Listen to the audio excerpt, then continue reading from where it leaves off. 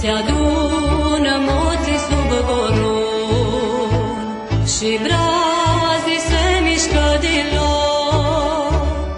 Ne cheamă fluierul străbun și tulnicul sună cu foc. Mai bântuie Iancu prin noi, iar Horia n-a pierit sub roată. Noi la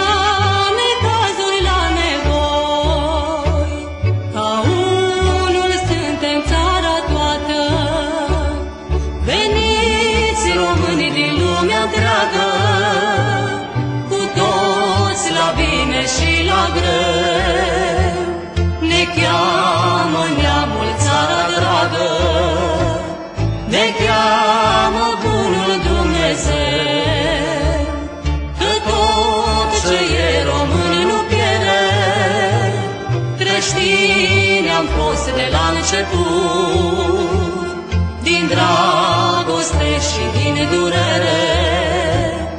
Români am fost când ne-am născut.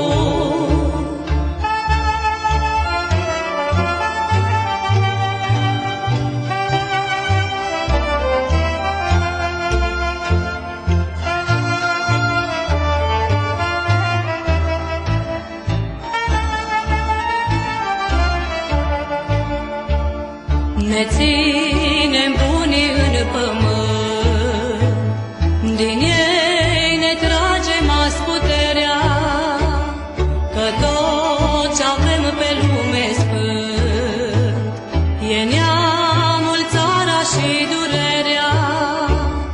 De vor pofti la țara mea vrăjmașii să ne cotropească și din pământ ne vom scula, cinstind chemarea strămoșească. Veniți români din lumea întreagă, cu toți la bine și la greu. Ne cheamă neamul, țara dragă, ne cheamă bunul Dumnezeu, că tot ce e român nu pierde. Creștini am fost de la început, din dragoste și din durere. Români am fost când ne-am născut, români am fost